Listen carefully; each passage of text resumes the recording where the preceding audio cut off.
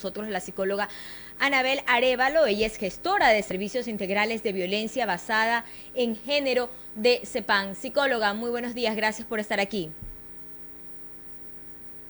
Buenos días, muy amable por la invitación, muchas gracias.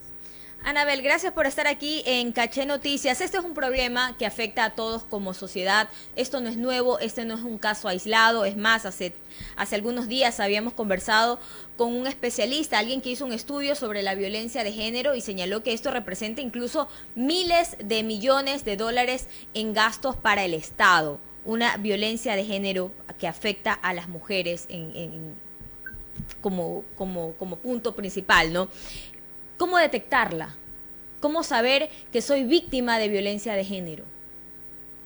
Bueno, primero hay que considerar que la sociedad ecuatoriana, como en muchos otros países, tenemos una cultura patriarcal y machista, en la que hay unas relaciones de poder inequitativas y en las que las mujeres hemos estado en desventaja históricamente y que actualmente, a pesar de las normativas existentes y a partir también del movimiento de mujeres, el esfuerzo que se hace y la lucha que se hace durante todos estos años, se ha conseguido algunas leyes, pero sin embargo las leyes no son suficientes como para erradicar la violencia de género, porque tiene que ver mucho con la estructura social de un país o de una población. Al estar en esta cultura en la que se va más bien reforzando estos patrones machistas o socioculturales históricos en relaciones de poder, no contribuye para que haya una sociedad o unas relaciones equitativas entre hombres y mujeres o entre miembros de la sociedad, ¿no? Porque también existen grupos étnicos o grupos diferentes que también viven estas situaciones de discriminación como somos las mujeres.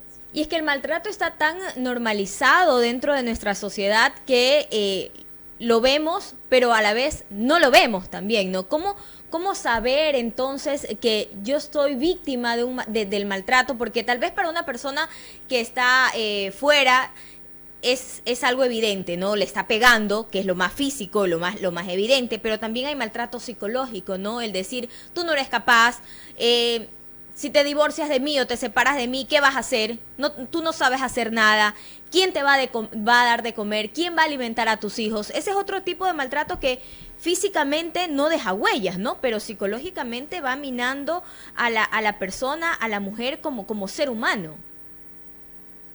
Justamente las relaciones violentas que eh, tenemos en las familias y en la sociedad minimizan, pero también invisibilizan justamente estos actos violentos.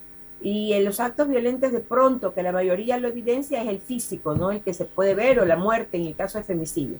Pero estos otros tipos de violencia en el que son psicológicos y que muchas veces no son insultos, pero son sutiles, ¿no? En el que se desvaloriza de alguna manera el ser mujer, no se considera la voz de la mujer, no se considera el valor de la mujer como un ser humano, sino como un humano, una humana de segunda categoría, en el que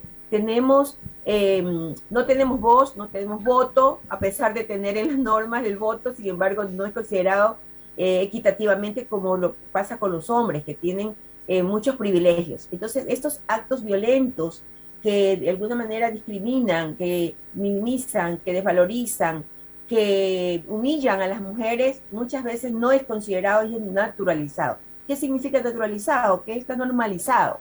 Es decir, no sucede nada, como que no hubiera violencia. Eso contribuye muchísimo a que se mantengan muchos años en relaciones violentas y que los miembros de ese núcleo familiar no lo visibilicen como violencia. Y justamente pasa que cuando una mujer va a la justicia, va a la policía a decir, tengo miedo de mi marido, que me va a pegar o que me va a hacer algo, mientras no lo demuestre, mientras no tenga mi cuerpo golpeado, no va a pasar nada tampoco. Entonces, ¿qué salida tengo yo para evitar llegar a ese nivel de violencia? Como mujer, ¿qué puedo hacer? Bueno, yo creo que nos toca a las mujeres porque así ha sido históricamente para conseguir nuestros derechos que se ejecuten, hemos tenido que ejercerlos en función de esta lucha, de que tenemos que seguir reflexionando y visibilizando lo que nos hace daño. Es decir, nos toca a nosotras las mujeres identificar cuando una pareja, sea hombre o mujer, nos está violentando, nos está haciendo daño. Significa que tenemos que estar alerta a estos pequeños detalles donde sentamos que nos están discriminando, que nos están desvalorizando, que nos están humillando y que no nos dejan desarrollar como todo ser humano. Muchas veces esta violencia es tan sutil que el control o los celos, perdón, es visto como normal, cuando son mecanismos de relaciones de poder y mecanismos de violencia realmente en el que le impiden salir, le controlan el dinero, le controlan su vestimenta, le controlan inclusive hasta sus pensamientos, sus ideas, o le silencian, tú no sirves, no vales, tú no pides porque tú no sabes, o en la ropa, qué ropa ponerse, o para salir, no tiene las libertades que debería tener por derecho. Es decir, por ejemplo, para muchas mujeres es difícil estudiar porque, por un lado, le dicen estudia, sí, está bien, que puedes estudiar, pero por otro lado, todas las tareas domésticas siguen recargándose en las mujeres. O tiene hijos, sí, puedes estudiar o trabajar, pero tienes que seguir cuidando a los niños, tienes que seguir atendiendo todas las tareas que históricamente han sido asignadas y hemos asumido las mujeres. Y si no las cumples habría problemas, ¿no? Porque si quieres estudiar, pero tienes que cuidar a los hijos, tienes que limpiar la casa, tienes que cocinar y todo lo demás, y si no, hay problemas en casa, entonces lo más fácil es dejar el estudio para seguir esa dependencia económica, cultural, de conocimiento, todo con nuestro victimario. Pero yo sí quisiera hablar del rol que cumple el Estado cuando una mujer está en indefensión. Creería que estamos en indefensión todo el tiempo, estimada. Realmente no existe una política integral para erradicar la violencia. Si bien es verdad que los esfuerzos de los gobiernos de turno han ido cumpliendo a partir de la exigibilidad que se está haciendo, sin embargo no colocan, por ejemplo, en los presupuestos realmente en lo que significaría para la prevención. A duras penas se logra colocar una mínima cantidad de un presupuesto que asignan al tema de violencia de género, pero no es todo el presupuesto que debería considerarse, ya que es la segunda pandemia o es otra pandemia que tenemos históricamente y actualmente igual. Justamente en la época de pandemia en la que todavía nos encontramos, sin embargo, cuando estuvimos confinados, es donde mayoritariamente se evidenció la violencia extrema que se vive en los hogares y la violencia extrema que también se vive en las calles hacia nosotras, las mujeres, niñas y adolescentes. Entonces, realmente el Estado tiene un papel fundamental porque el deber del Estado es proteger a los ciudadanos y ciudadanas. Sin embargo, en el tema de violencia de género no está considerado todo un presupuesto y toda una política de una manera que conlleve realmente a protegernos. Hoy estamos desprotegidas. Dentro de casa se dice es el peor enemigo con el que uno vive y es el mayor riesgo donde uno se encuentra. Eso lo evidenció muchísimo la pandemia. En un diagnóstico realizado por la Secretaría de Derechos Humanos, entidad que en los últimos 2 años ha manejado un presupuesto anual que no supera los 9.5 millones de dólares y que es casi el 50% de los 18,7 millones de dólares que costó en 2019, se evidencia una reducción del presupuesto para la política pública.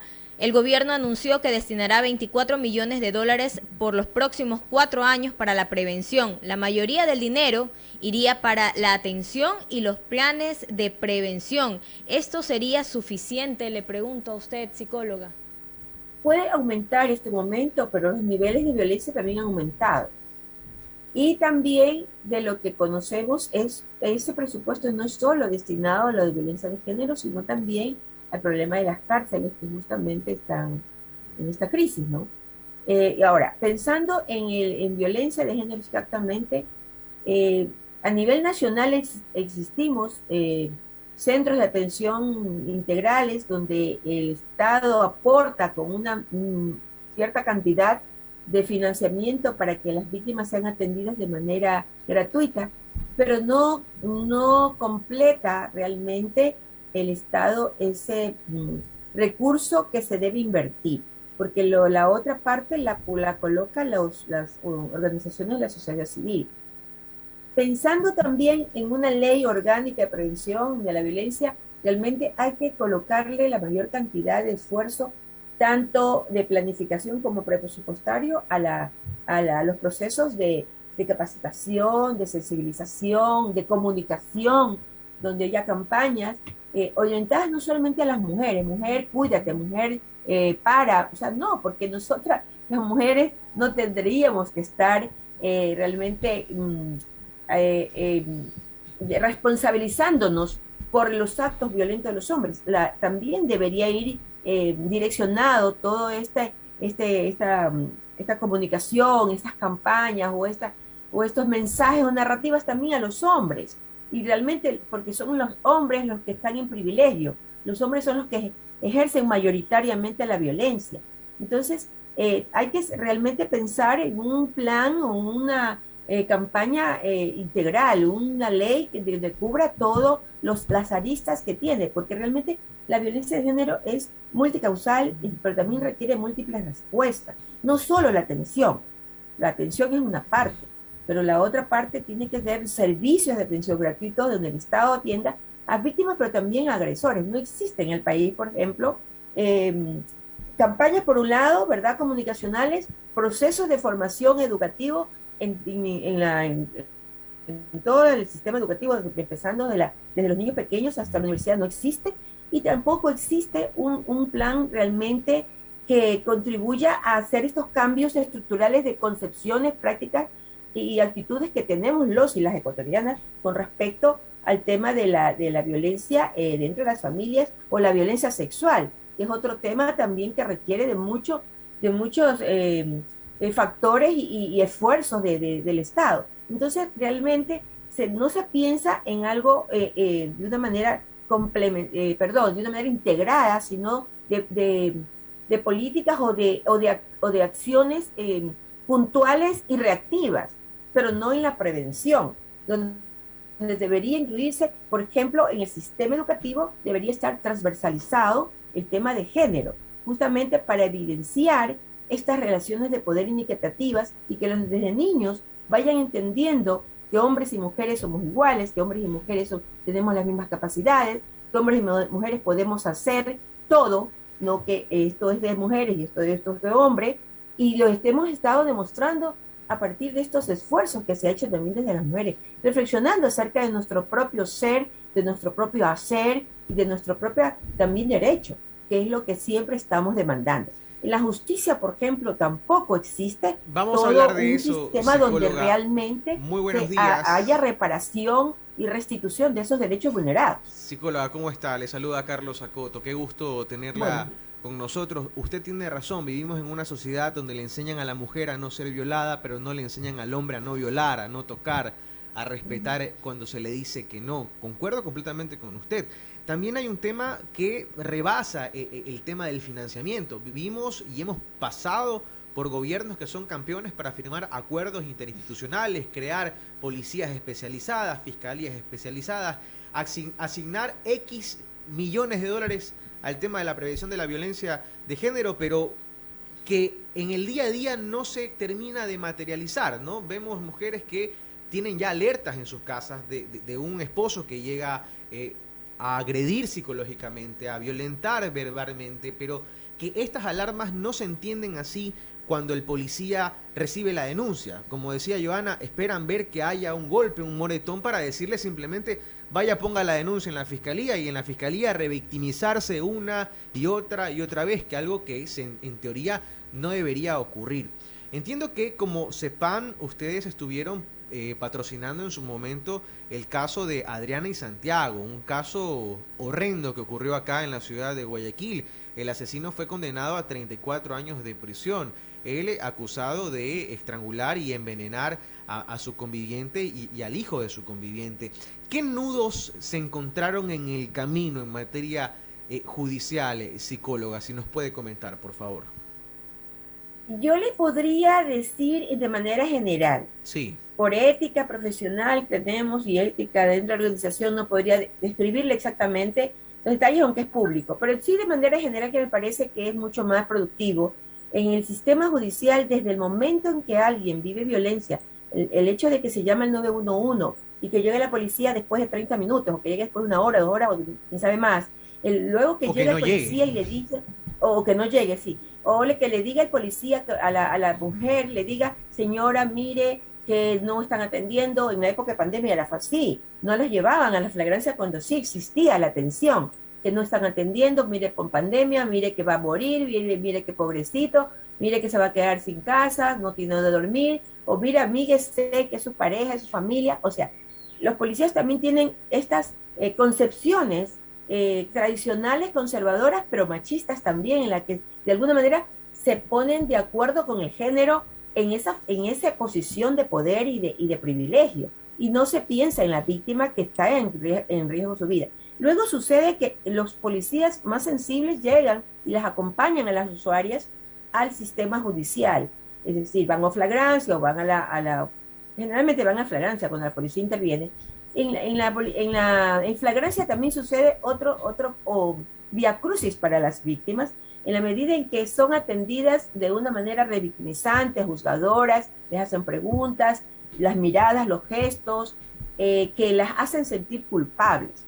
El médico, la persona que atiende la denuncia, y a veces no les quieren coger porque si no le hacen el examen médico no les quieren coger la denuncia. Una serie de dificultades que tienen que ver con las actitudes de los servidores públicos, y que eso atraviesa con estas construcciones sociales con las que hemos crecido y que no logramos identificarlas por una, o si las identificamos no las queremos colocar al servicio de la ciudadanía, sino en función de lo que yo pienso y creo. Muchos inclusive se atreven a colocar creencias religiosas en estas instancias cuando la vida de una mujer está en riesgo. Claro, no tienen cabida. Por esa razón, muchas mujeres no confían en el sistema de justicia, o las que confían en el sistema de justicia teniendo las medidas de protección, y tanto es así que el estudio que se hace mensualmente con aldeas y con muchas otras organizaciones, tenemos 172 hasta ahora, el 15 de noviembre, donde las mujeres hay como 7 u 8 que tenían las medidas de protección, y sin embargo no sirve de nada tener esa medida de protección. De las 172 que mueren, solo 8 tenían medidas de protección. Mire usted allí cómo está el sistema de justicia. Eso es una muestra. Pero luego sigue todo el viacrucis del proceso judicial. Hay un proceso judicial que no es expedito. La ley orgánica está descontextualizada con respecto, por ejemplo, al POI. Todavía no se hace esto que se debe hacer en la asamblea, ni siquiera no lo colocan dentro de las agendas, porque hay otras prioridades como Estado, como gobierno.